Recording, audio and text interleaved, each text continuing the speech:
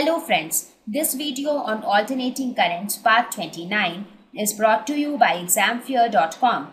No more fear from exam. Please make sure that you have watched all the videos till part 28 before going ahead with part 29.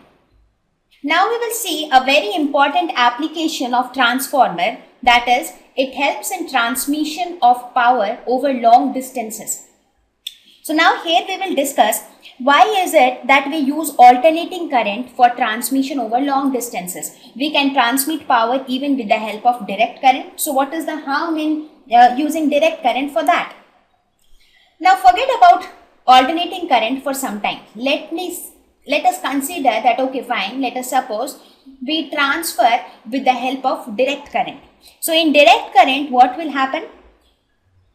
There is a heat dissipation which is proportional to I square R. So that means when we talk about direct current, the current will flow in one direction through wire, right? So whenever it flows through a wire, there will be heating involved with the wire.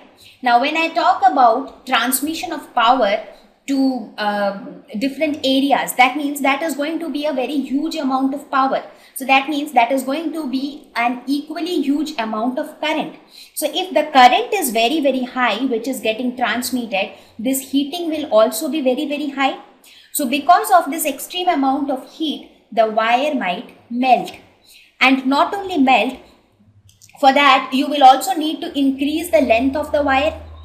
What is the possibility that, how can you reduce this heat dissipation? Maybe by increasing the resistance of the wire. Now to increase the resistance of the wire, we know that resistance is given by rho L by A. So if you want to increase the resistance, you have to increase the length of the wire. So increasing the length of the wire is again something which involves lot of cost. So it turns out to be an expensive affair to use direct current as direct current for transmission over long distances. So this is a reason why direct current is not, or DC is not suitable for transmission over long distances, and that is why we prefer alternating current. Because for alternating current, in alternating current also we need huge amount of power to be supplied, right? But the advantage is that we have something called transformer. This device transformer is there, which is able to transform the voltage. Suppose if I have a transformer, it can reduce the voltage. If I use a step down transformer, it can reduce the voltage, right? Similarly, where we want to increase the voltage, we can use a step up transformer. So what we basically do is, let us suppose this is my power station. Let us suppose this is the power station. So from power station, power is sent to the different area substations, right? Like in your locality, wherever your house is located, for that particular locality, there will be a substation, right? So from the main power station, it goes to the area substations. And then from the area substations, it goes to different houses. Right? So what is done is, at the main power station, there is a step up transformer. A step up transformer is used here. So what will this transformer do? This transformer will increase the voltage. It will amplify the voltage and therefore reduce the current. Now when the current is reduced, the line power loss due to this current, that is due to the joule heating, will be reduced to a great extent. Because your current is very less, the step up transformer has increased the voltage at the cost of decreasing current. So till here, till the area substation, you have minimized your power loss to a great extent. Now what you do when you reach the area substations, now here at the area substations, there is a step down transformer. So here you have a step down transformer. So what will this do? This step down transformer will again step down the voltage. That means it will reduce the voltage to its previous value, and then it will supply it to the houses. So that means the line power loss which we will incur is only in this region, and this region is not very long distance. As I told you, this area substation would be within the locality of those particular houses. So that means that the distances between the area substation and the houses will not be very large.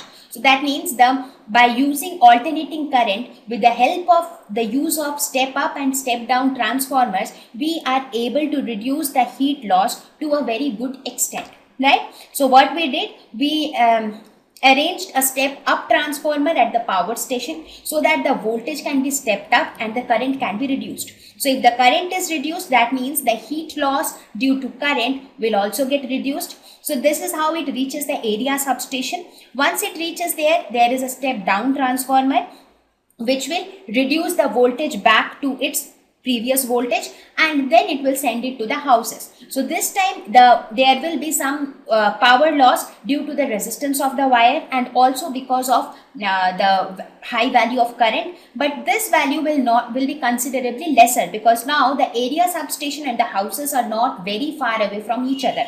So the wires which we are using here are not extremely long, and that is how we are able to reduce the energy loss during power transmission. And this is a reason why alternating current plays a very important role over direct current. So in this slide we saw that why direct current is not used for transmission over long distances.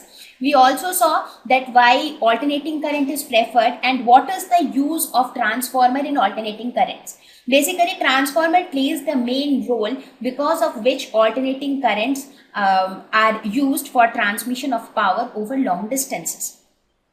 So not only that, this transformer also have many different applications in many fields wherever we want to regulate the voltage. That means you would have seen voltage up downs in your houses as well. So many a times you have different appliances attached with a voltage stabilizer, or sometimes we call that as voltage regulator, which will regulate the voltage so that your electronic device is not harmed.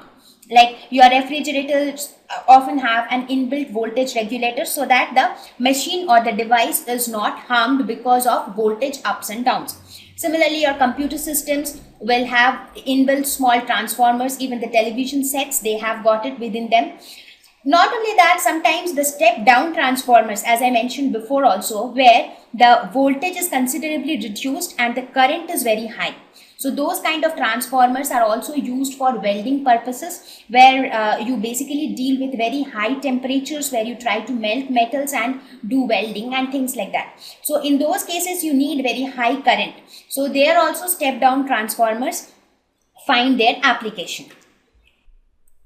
Thank you. Please visit examfear.com to watch free educational videos, try free online tests, get the best quality study materials, study from the best tutors and mentors, and much more. Thank you once again.